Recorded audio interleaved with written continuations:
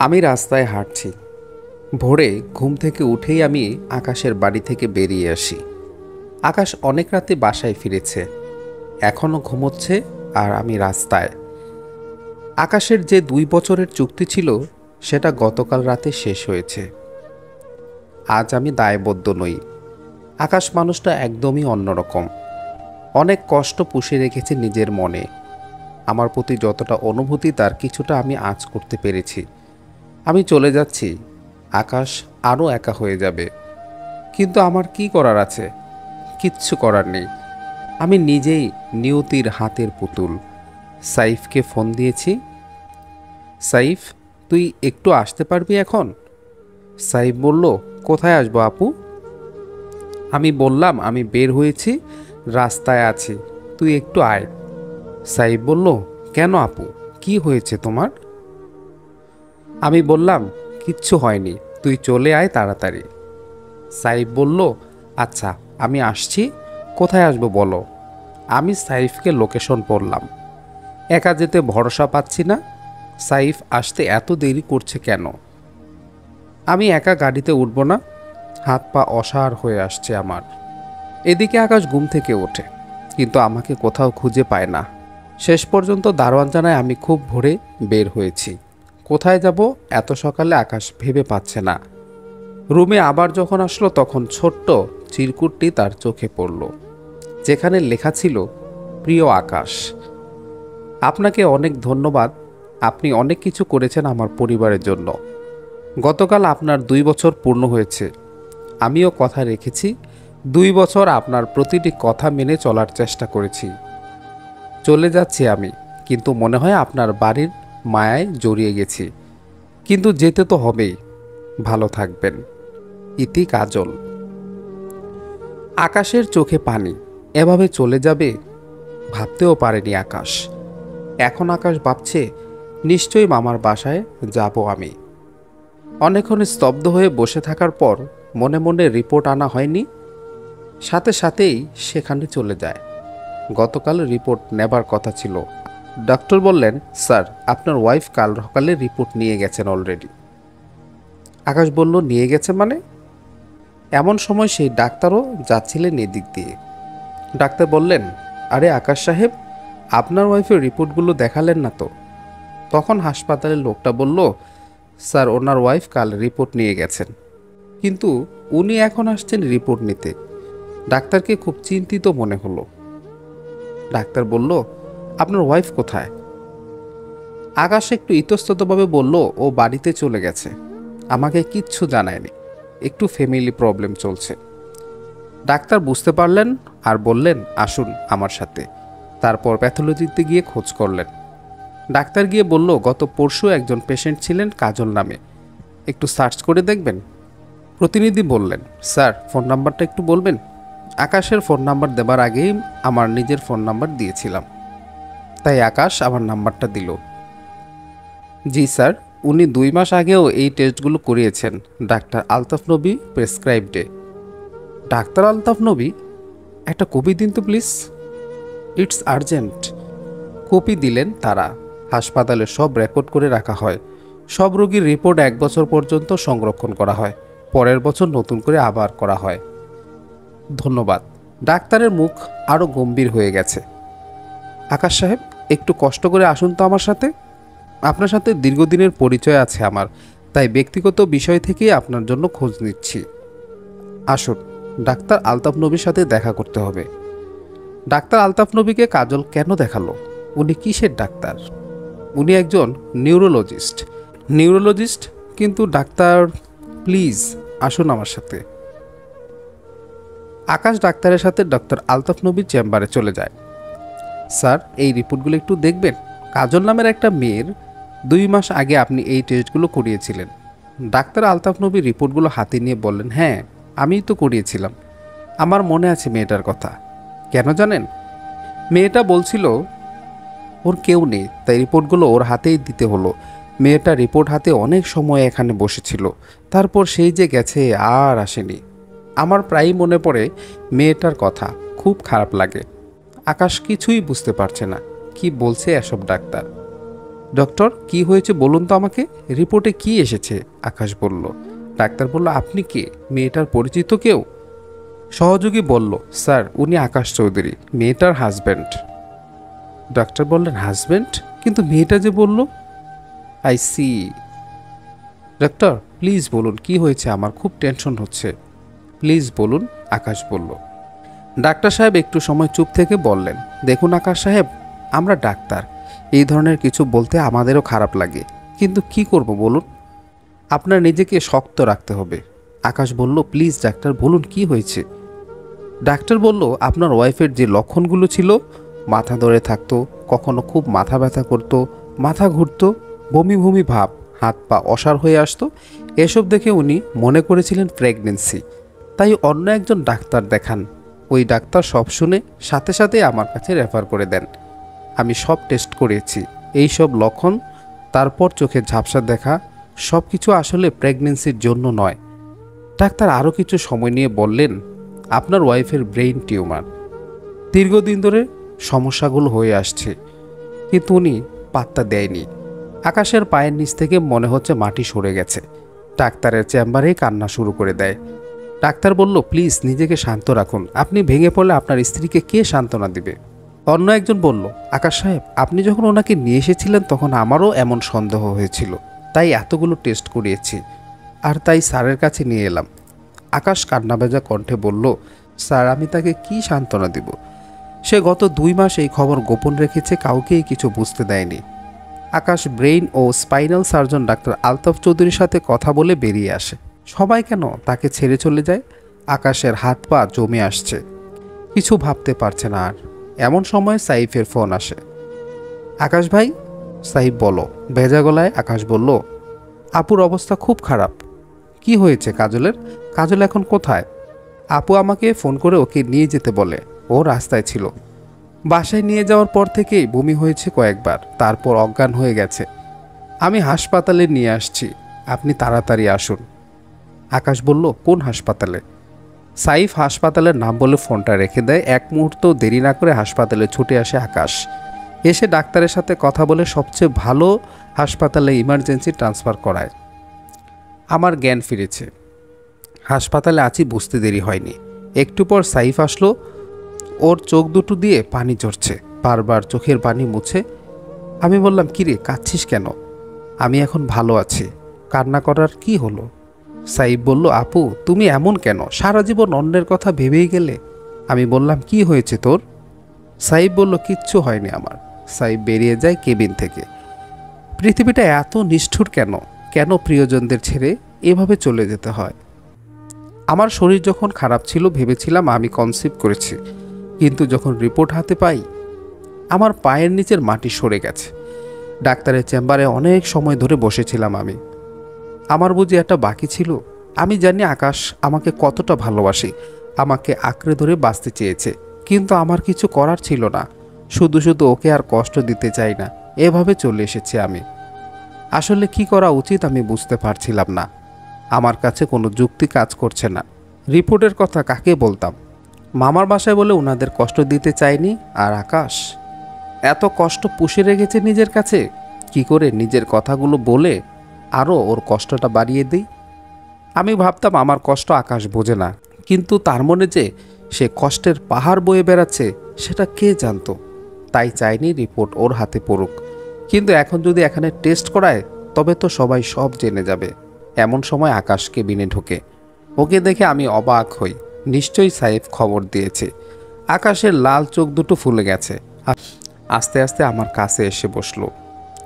আকাশের অবস্থা দেখে ভীষণ কষ্ট লাগছে আমার, ওর দিকে তাকাতে পারছি না।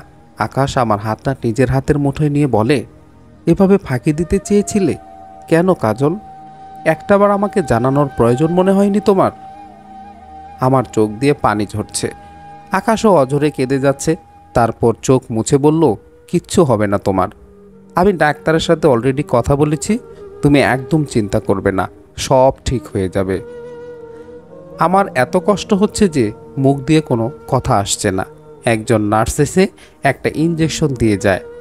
আকাশ আমার মাথায় হাত বুলিয়ে দিচ্ছে। আমি চোখ বন্ধ করে আছি। আমার চোখে ঘুম নেমে আসে। মামা মামি, সুমনা, সাইফ সবাই এসেছে হাসপাতালে। মামা তো কাঁদতে কাঁদতে অস্থির হয়ে গেছেন, শুধু বলছেন, আল্লাহ তুমি আমাকে নিয়ে যাও, আমার মেয়েটারে রক্ষা করো। মামি আমাকে সবসময় বকাঝোকা করতেন, কিন্তু আজ বুঝতে পারছি এই বকাঝোকার মাঝেও একটা অন্যরকম ভালোবাসা আছে তার হৃদয়ে। আমাকে জড়িয়ে ধরে সে কি কান্না, মাগো তোকে কত কষ্ট দিছি, আর তুই কি না করেছিস আমাদের জন্য। তোর কিচ্ছু হবে না, দেখিস আমি নামাজ পড়ে আল্লাহর কাছে দোয়া করব, তুই ভালো হয়ে যাবি রে মা। মামা মামিকে কাঁদতে দেখে আমারও ভীষণ কান্না পাচ্ছে। সুমনা বলছে, আপু তোমার কিচ্ছু হবে না, তুমি একদম সুস্থ হয়ে যাবে। কিন্তু চোখের পানি ধরে রাখতে পারছে না সুমনা। আমি বললাম, আচ্ছা তোমরা এভাবে কান্নাকাটি করলে আমার ভালো লাগবে বলো? একদম কাঁদবে না তোমরা, ইনশাল্লাহ আমি সুস্থ হয়ে যাব। কয়েকজন ডাক্তারের সাথে আকাশ আসলো। এত লোক কেবিনে অ্যালাউ করা হয় না, তবুও মামা মামিদের আমার অনুরোধে অ্যালাউ করেছে ওনারা। কিন্তু আর বেশি সময় থাকতে দিলেন না তারা। সবাই বিদায় নিয়ে চলে গেলেন বাহিরে। আকাশের মুখের দিকে তাকানো যাচ্ছে না। ডাক্তার চলে গেছে, আকাশ আমার কাছে বসে আছে, কোনো কথা বলছে না সে। আমি বললাম, আকাশ। আকাশ বলল, বলো। আমি বললাম, খুব টেনশন হচ্ছে তাই না? আমি সুস্থ হয়ে যাব, চিন্তা করবেন না একদম। আকাশ আমার দিকে তাকিয়ে মৃদু হাসার চেষ্টা করলো, কিন্তু আমি ঝাপসা চোখেও স্পষ্ট দেখতে পেলাম চোখ দুটো জলে ভরে আছে। আকাশ আমার হাত ধরে বসে আছে আমার পাশে। সারাক্ষণ আকাশ আমার কাছে কাছে থাকছে। রাতে আকাশ সুমনা থাকে এখানে। রাতে আকাশ আর সুমনা থাকে এখানে। সাইফ সকালে আসে আর সেই রাত পর্যন্ত থাকে। 2 দিন হয়ে গেছে, এর মধ্যে সবাই এসেছিল 2 বার। মেয়েটা কান্নার জন্য কোনো কথাই বলতে পারেনি। আকাশ আর সাইফ সব দৌড়াদৌড়ি করছে, এই ওষুধ সেই ওষুধ এটা সেটা আনার জন্য। আমাকে নিয়ে যাচ্ছে, বিভিন্ন টেস্ট করাচ্ছে। আকাশ ডাক্তারের সাথে কথা বলতে গেল। ডাক্তার বলল, আকাশ সাহেব সব রিপোর্ট আমরা হাতে পেয়ে গেছি অলরেডি, বোর্ড মিটিং করেছি। আপনি ওনাকে দেশের বাইরে নিতে চাচ্ছেন, ঠিক আছে, কিন্তু আমরা অ্যালাউ করছি না। রোগীর অবস্থা দেখে ওনাকে নিয়ে যাওয়াটাও এখন রিস্কি। আকাশ বলল, ডক্টর আপনারা যেভাবেই হোক ওকে সুস্থ করে তুলুন, যা লাগে তাই ব্যবস্থা করুন। আপনারা বললে এখনই দেশের বাইরে নিয়ে যেতে আমি প্রস্তুত। প্লিজ নিয়ে যাবার ব্যবস্থা করুন। ডাক্তার বলল, আপনি শান্ত হন মিস্টার আকাশ, আপনাকে রোগীর অবস্থা আগে বুঝতে হবে। শুনুন, আমরা বোর্ড মিটিং শেষ করে আপনাকে ডেকেছি, আপনি মনোযোগ দিয়ে আমাদের কথাগুলো শুনুন। ব্রেন টিউমার 2 ধরনের হয়। এক ধরনের টিউমার এমন জায়গায় হয় যে হাসপাতালে অপারেশন করা গেলেও পরবর্তীতে রেডিওথেরাপি দিতে হয়, কারণ জীবাণু পুরোপুরি ধ্বংস হয় না। এখানে টিউমার আবারও হতে পারে, এটা ক্যান্সার পর্যন্ত হয়। আরেক ধরনের টিউমার অপারেশন করলে আবার হওয়ার সম্ভাবনা না থাকলেও এটা এমন একটা জায়গায় হয় যে অপারেশন করাটা অনেক রিস্কি। তার উপর অপারেশন পরবর্তী রক্তক্ষরণের ঝুঁকি থেকে যায়। আপনার স্ত্রীর যে টিউমার সেটা অপারেশন করলে ভালো হতে পারে, তবে এই ধরনের অপারেশন করা খুবই কঠিন হলেও আমাদের দেশে এখন এর উন্নত চিকিৎসা আছে। কিন্তু বললাম না, দেশেই হোক আর বিদেশেই হোক এই রিস্ক নিয়েই অপারেশন করতে হবে। অপারেশন ভালোভাবে শেষ হলে যদি রক্তক্ষরণ না হয় তবে উনি সুস্থ হয়ে যেতে পারেন। আপনি ওনার স্বামী, রিস্ক যদি নিতে চান আমরা অপারেশন করতে প্রস্তুত। আর আমাদের সাথে একজন বিদেশি স্পেশালিস্ট আছেন, উনি একটা সেমিনার উপলক্ষে এসেছেন। আপনার ওয়াইফ খুব লাকি, কারণ অনেক আগে থেকে চেষ্টা করে ওনার শিডিউল মিলে না। এখন আপনি সিদ্ধান্ত নিন, তারপর আমাদেরকে জানান, তবে দ্রুত জানাবেন। অপারেশন করতে হলে রোগীকে আগে থেকেই তৈরি করতে হবে। আকাশ কিছুটা সময় 2 হাতে মুখ ঢেকে বসে থাকে। ডাক্তার তারাও আকাশের মনের অবস্থা বুঝতে পারছে, কারণ তারাও রক্তে মাংসে গড়া মানুষ। ডাক্তার বললেন, আকাশ সাহেব ভেঙে পড়বেন না, এটা লাইফ রিস্ক। 2টো পথ আছে আপনার সামনে, হয় রুগী এভাবে কষ্ট পেয়ে মারা যাবে, না হয় অপারেশন। আর অপারেশনটা একমাত্র আল্লাহ ভরসা। আল্লাহ চান তো উনি আবার স্বাভাবিক জীবনে ফিরতে পারবেন। আকাশ নিজেকে স্থির করে নিয়েছে, বলল, অপারেশন কখন করবেন? ডাক্তার বলল, আগামীকাল আমাদের ওটি আছে। আমরা চাইছি প্রথম অপারেশন আপনার স্ত্রীরটা করতে, সময় নষ্ট করতে চাচ্ছি না আমরা। রোগীর অবস্থা নিজেই তো বুঝতে পারছেন। আকাশ বলল, ঠিক আছে ডক্টর, আপনারা অপারেশনের ব্যবস্থা করুন। আকাশ টলতে টলতে বের হয়ে আসে। আমি কখন ঘুমাচ্ছি কখন জেগে উঠছি বুঝতেই পারছি না, মাথা অসহ্য যন্ত্রণা করে। হাসপাতালের 4 দেয়ালের বাইরে যেতে খুব ইচ্ছে করে। আমি যখন থাকবো না তখন তো আর কিছুই দেখতে পাবো না। আমি আকাশ দেখতে পাবো না। আকাশের বাড়িতে পাশাপাশি দুটো শিউলি ফুলের গাছ আছে। যখন গাছে ফুল ফুটতো আমি প্রতিদিনই সকালে গাছের নিচে যেতাম। সবুজ ঘাসে যখন শিউলি ফুলগুলো ছড়িয়ে থাকতো আমার প্রাণ ভরে যেত। আমি বুক ভরে নিঃশ্বাস নিতে পারতাম। আর কখনো আমি সেই শিউলি তলায় যেতে পারবো না হয়তো। কষ্ট হচ্ছে, ভীষণ কষ্ট। আমার দিন ফুরিয়ে আসছে। ছাদে খোলা বাতাসের নিচে দাঁড়িয়ে মেঘ দেখতে পারবো না আর। এই পৃথিবীর নিয়ম এত নিষ্ঠুর কেন? আকাশ কি করবে যখন আমি থাকবো না? ওর কি খুব বেশিই কষ্ট হবে? আমি জানি আকাশ কান্না করবে আমার জন্য। মামার আদর, মামির বকুনি ঝকনি আর শুনতে পাবো না। সাইফ আর সুমনা মামিকে লুকিয়ে এটা সেটা আবদার করবে না আমার কাছে। আমার পছন্দের বইগুলোতে ধুলো পড়ে যাবে। সুমনার বিয়ে হয়ে যাবে। কে মুছে রাখবে সেই ধুলো? আর ভাবতে পারছি না। মাথাটা ফেটে যাচ্ছে। উফ, এত অস্থির লাগছে কেন আমার কাছে? তখনই একজন নার্স এসে আবারও একটা ইঞ্জেকশন দিয়ে দেয় আমাকে। আমার চোখে আস্তে করে ঘুম নেমে আসে। যখন ঘুম ভাঙলো দেখি আকাশ আমার হাত ধরে বসে আছে। আমি বললাম, আকাশ। আকাশ বলল, হ্যাঁ বলো কাজল। আপনি সারাক্ষণ এখানে পড়ে আছেন, ঠিকমতো খাওয়া দাওয়া কিছুই করছেন না। আকাশ বলল, আমি সব করছি, তুমি এসব নিয়ে একদম চিন্তা করো না। আকাশ আমার মাথায় হাত বুলিয়ে দিচ্ছে। আমি মৃদু হেসে বললাম, আমি জানি আপনি নাওয়া খাওয়া ফেলে এখানে পড়ে আছেন। আচ্ছা, ডাক্তার কি বলেছে? আর কতদিন সময় আছে আমার? 1 মাস না 1 সপ্তাহ নাকি আরও কম? আকাশ বলল, চুপ, কী সব বলছো তুমি? একদম এসব বাজে কথা মুখে আনবে না। আকাশ, আপনি ওই গানটা শুনেছেন, যখন পড়বে না মোর পায়ের চিহ্ন এই বাটে? গানটা বোধহয় আমার মতো যাদের সময় ফুরিয়ে যায় তাদের জন্য লেখা হয়েছে। দেখুন, আমার সব লেনাদেনা চুকিয়ে যাচ্ছে। আকাশ আমার গালে হাত রেখে বলল, কোথাও যাচ্ছ না তুমি, সব লেনাদেনা বাকি আছে, সব বাকি আছে। আকাশ কাঁদছে। শব্দটা যাতে না হয় অনেক কষ্টে চেপে রাখছে কান্নাটা, কিন্তু চোখ ভেসে যাচ্ছে নোনা জলে। আকাশ কেবিন থেকে বেরিয়ে যায়। আকাশ কাঁদছে, কাঁদুক, কান্না চেপে রাখতে নেই, ভেতরটা চৌচির হয়ে যাবে। আকাশ বাইরে বেরিয়ে পাগলের মতো কাঁদছে। আমি চোখ বন্ধ করে বুঝতে চেষ্টা করছি। তীব্র যন্ত্রণা হচ্ছে মাথায়। আমি সহ্য করার চেষ্টা করছি। অনেকটা সময় কেটে যায়।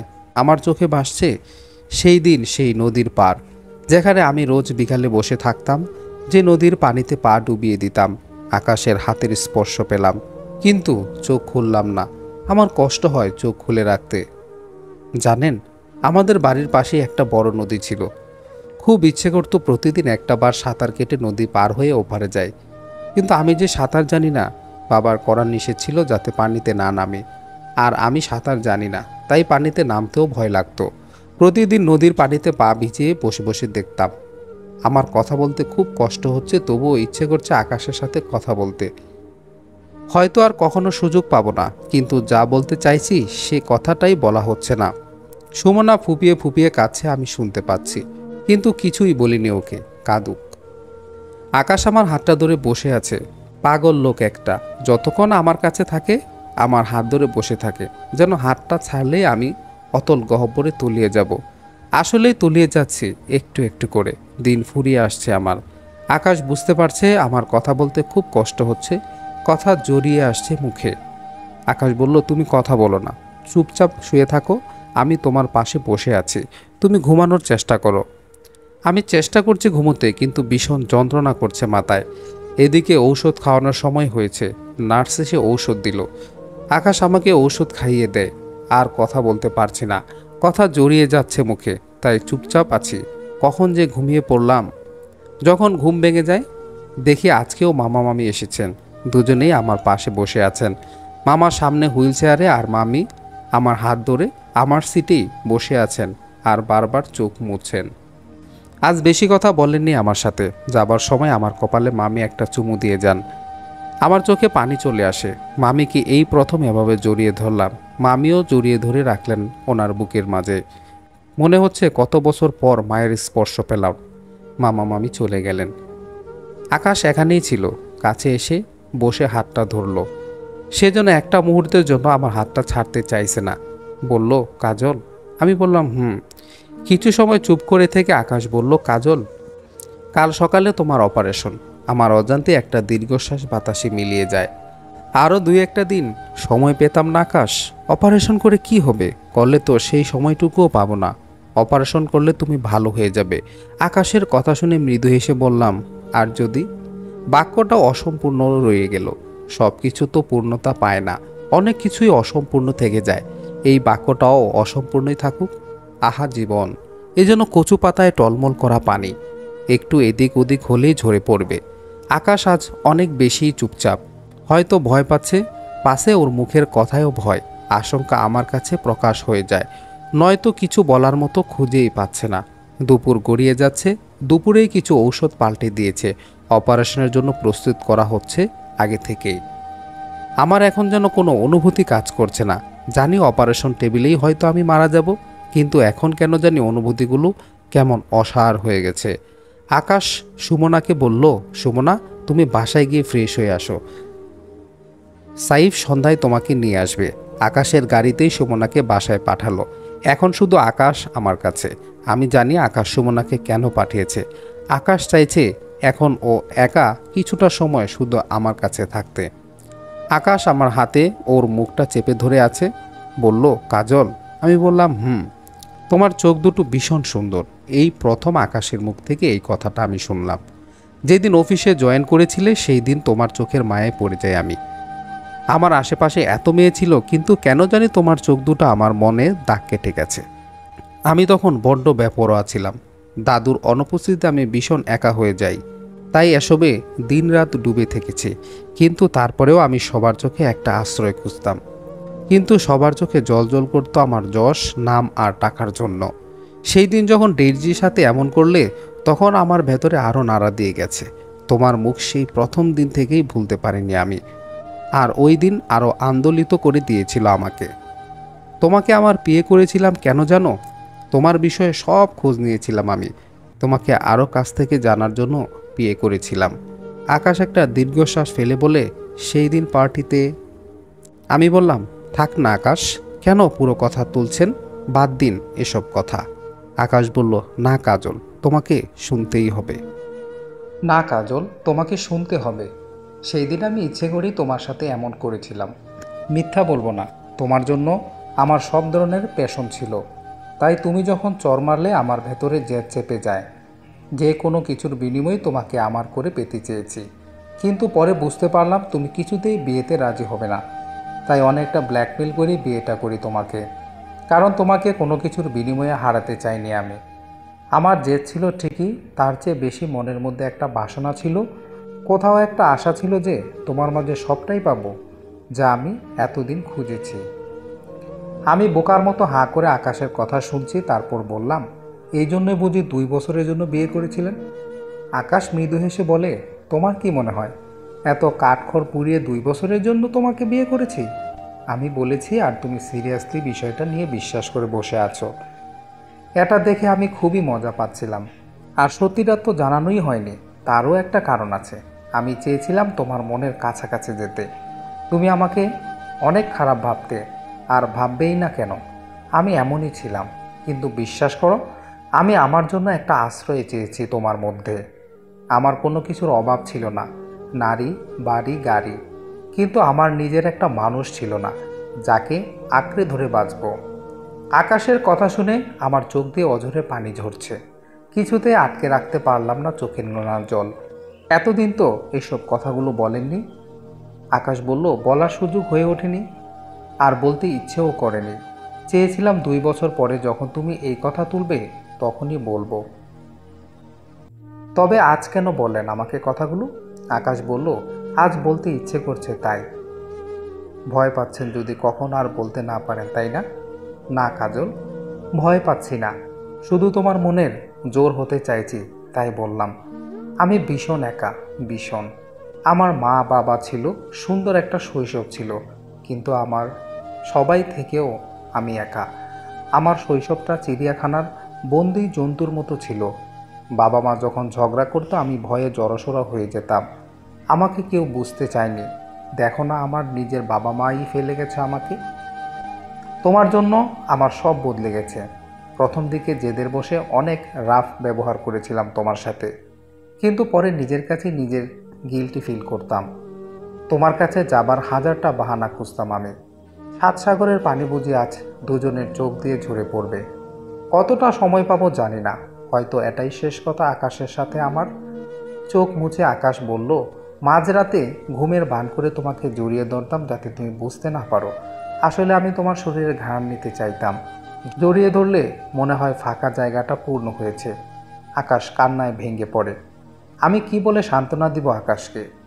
এ কেমন নিয়তি আমার? আমি বললাম, আকাশ।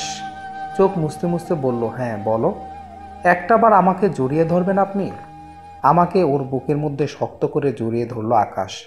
যদি পারত হয়তো বুকটা চিরে ভেতরের মধ্যে লুকিয়ে রাখত। আকাশের কান্না বোধহয় বাঁধ ভেঙে গেছে। আমিও আকাশকে জড়িয়ে ধরেছি যেন কোনো কিছুই আমাদের আলাদা করতে না পারে। হয়তো আর কখনো এভাবে জড়িয়ে ধরতে পারবো না। আকাশের বুকে থেকে আমার মনে হচ্ছে সমস্ত পৃথিবী ভেঙে আমার হৃদয় থেকে কান্না আসছে। আকাশ, আমি বাঁচতে চাই। আমি তোমার সাথে বাঁচতে চাই। আমি পাগলের মতো আকাশের সারা মুখে চুমু খেয়ে যাচ্ছি। এই পাগলটাকে আর কখনো দেখতে পাবো না, এটা মনে হতেই ওকে আবারও ভীষণ শক্ত করে জড়িয়ে ধরি। আমি বাঁচতে চাইছি, আমি আকাশের জন্য বাঁচতে চাইছি। আকাশ বলল, তোমার কিচ্ছু হবে না সোনা, তুমি একদম সুস্থ হয়ে যাবে। আকাশ, প্লিজ তুমি অপারেশন বন্ধ করো। আমি অপারেশন করাবো না। আকাশ বলল, কেন? কেন করাবে না তুমি? আকাশ বলল, আমি বললাম না করালে আমি কয়েকটা দিন থাকতে পারবো তোমার সাথে। অপারেশনে যদি মরে যাই আমি, তবে আর একটা দিনও তোমার সাথে থাকতে পারবো না। আকাশ বলল, এই মেয়ে একদম চুপ করো। আবার যদি এসব কথা বলছো তো আমি কিন্তু তোমাকে মেরেই ফেলবো।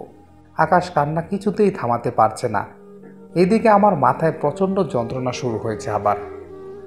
আকাশ, ভীষণ ভালোবাসি তোমায়, অনেক বেশি ভালোবাসি তোমায়।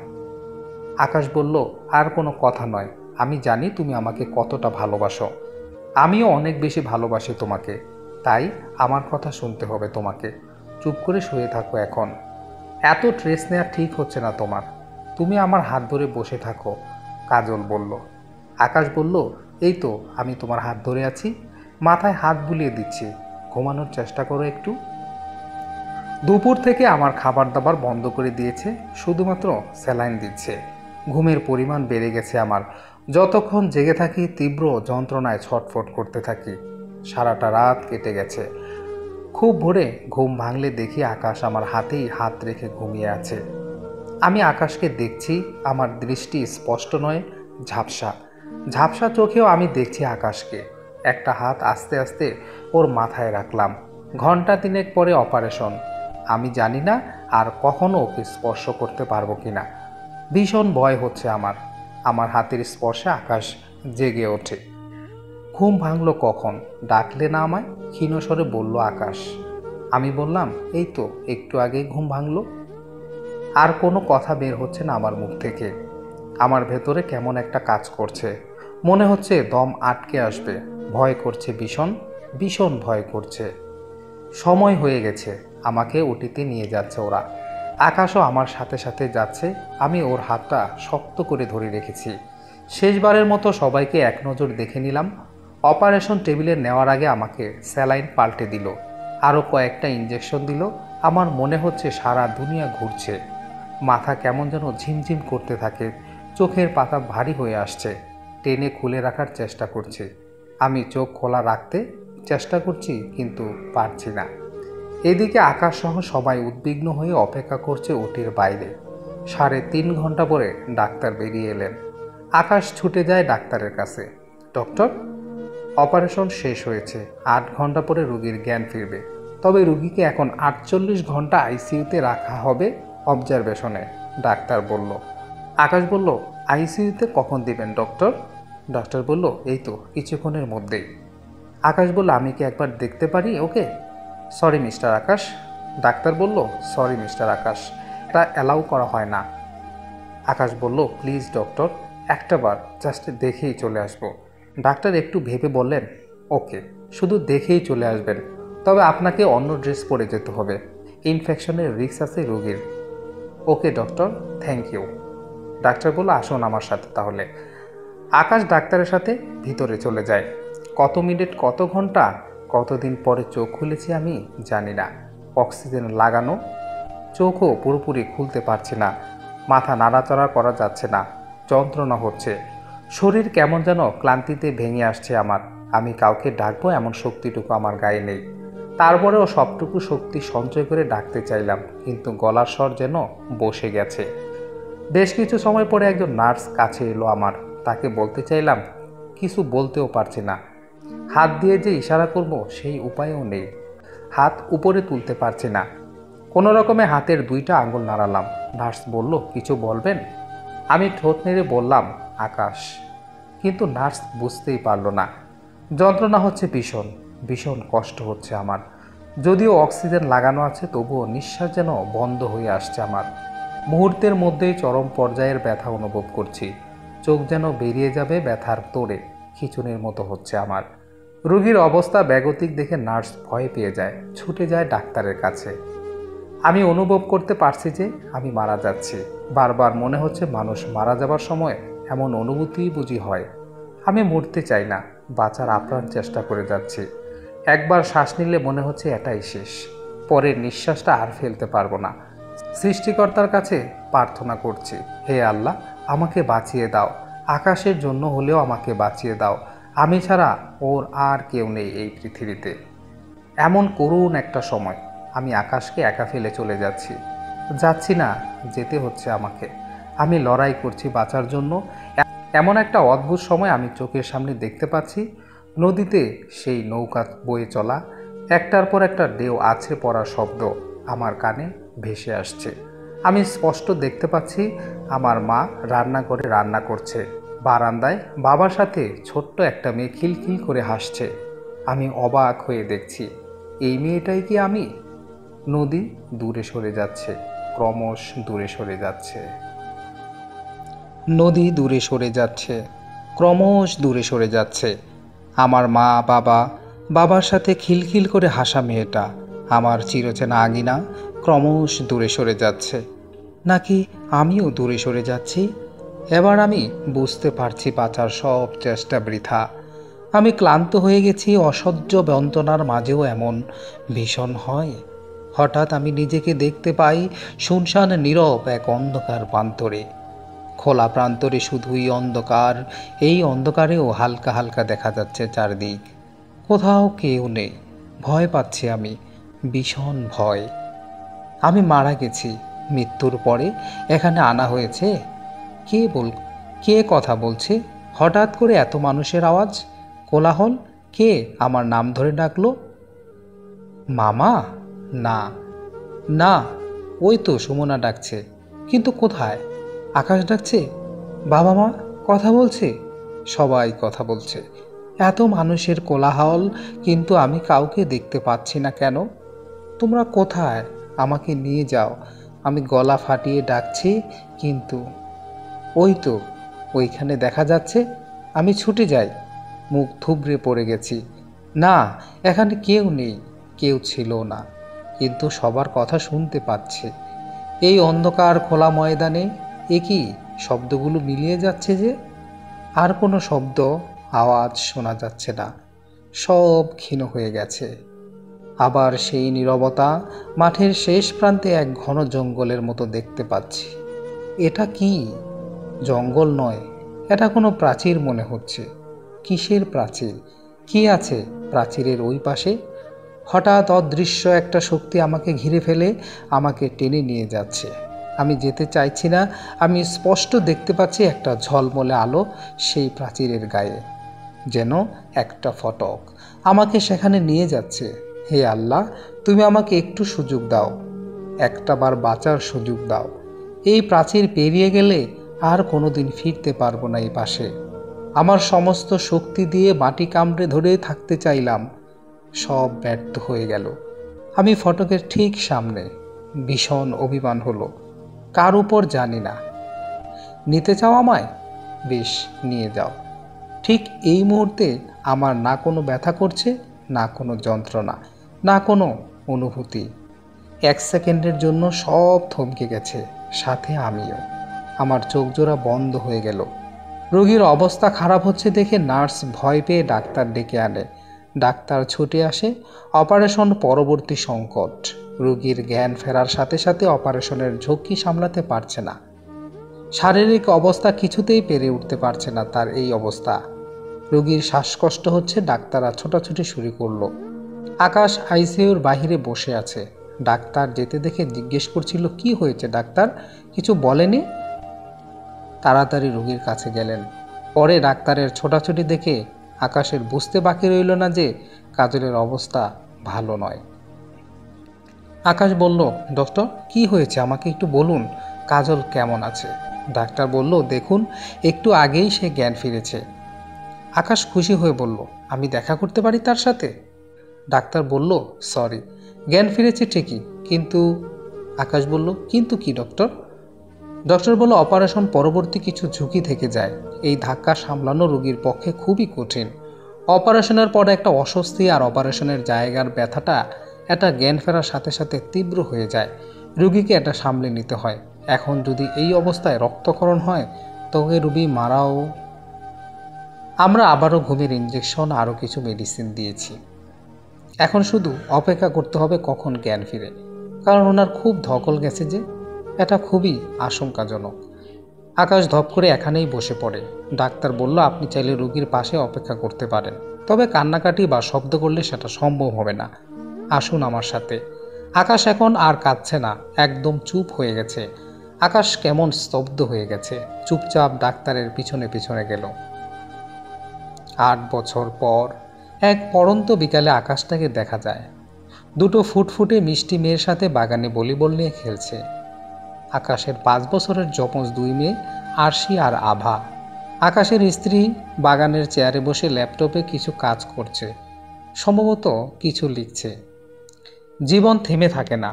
নানা উত্থান পতনের আবর্তে জীবন চলে জীবনের নিয়মে, তেমনি সুখ আর দুঃখের পালা চলতেই থাকে, সময়ে কিংবা অসময়ে। প্রিয়জনকে হারানোর আশঙ্কা বা হারানোর কষ্ট কোনো কিছুর বিনিময়ে ভোলা যায় না।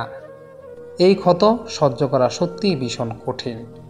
কিন্তু সময় আমাদের অনেক কিছু সহ্য করার অভ্যাস করে দেয়। তবু আমরা চাই না কেউ হারিয়ে যাক। জীবনচক্রে অনেক অনাকাঙ্ক্ষিত ঘটনার সম্মুখীন হতে হয়। নিয়তির বিধান মেনে নেওয়া ছাড়া কিছুই করার থাকে না। প্রিয়জনকে হারানোর ভয় বড্ড বেশিই হয়। তবে উপরওয়ালা যা লিখে রাখবেন তাই তো হবে, তার ব্যতিক্রম নয়। আকাশ নতুন করে জীবন শুরু করেছে। স্ত্রী আর পরীর মতো 2টা মেয়েকে নিয়ে বেশ সুখেই দিন কেটে যাচ্ছে আকাশের। 2 মেয়ে বায়না ধরলো আইসক্রিম খাবে। তাদের বাবাকে রাজি করানোর জন্য 2 জন 2 পাশ থেকে গলায় জড়িয়ে ধরে বলছে, সোনা বাবা না তুমি, তুমি তো আমাদের বেস্ট পাপ্পা, শুধু আজকে আইসক্রিম খাবো, প্লিজ পাপ্পা, চলো না, প্লিজ প্লিজ। মেয়েরা যখন কিছু বায়না করে তখন আকাশকে সোনা বাবা বলে ডাকে। আকাশ বেশ উপভোগ করে এই ডাকটা, তাই আরও কিছু সময় রাজি না হবার অভিনয় করে। শেষ পর্যন্ত রাজি হয়ে যায়। কিন্তু তোমাদের আম্মু কি রাজি হবে? বাচ্চারা বলল, তুমি রাজি করাবে। আকাশ বলল, ওরে বাবা, আমি নেই। বাচ্চারা বলল, পাপ্পা তুমিও কিন্তু আম্মুকে ভয় পাও তাই না? যারা আকাশ 5 বছরের মেয়ের দুটো অলরেডি জেনে গেছে আকাশ চৌধুরী তার বউকে ভয় পায়। মুচকি হেসে বলে, ভয় পাবো না?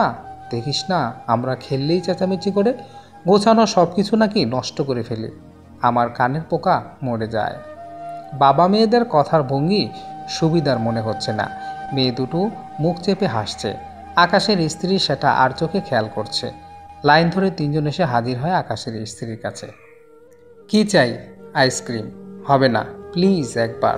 নো প্লিজ আম্মু, আম্মু চলো না, অনেক দিন বাইরে যাই না, একসাথে সামার ভ্যাকেশন চলে যাচ্ছে। পরশুও বের হয়েছিলাম, মাঝখানে একটা দিন গেছে মাত্র। বাচ্চারা এত করে যেহেতু বলছে প্লিজ চলো না, আমারও খুব ইচ্ছে করছে আজ এক জায়গায় যেতে, আকাশ বলল। আকাশের স্ত্রী বলল, কোথায়? আকাশ বলল, আগে চলোই না, পরে দেখবে, আইসক্রিম খেতে খেতে যাব, চলো সবাই। আকাশের স্ত্রী বলল, যাও, রেডি হয়ে নাও। আরশি আর আবা খুশিতে লাফাচ্ছে। আকাশ ওদের নিয়ে ভিতরে যাচ্ছে। আকাশের স্ত্রী তখনও লিখছে। আকাশ ফিরে দেখে ওর স্ত্রীর ওঠার নাম নেই। আকাশ বলল, এই কাজল, তাড়াতাড়ি আসো না, বিকেল গড়িয়ে যাচ্ছে তো।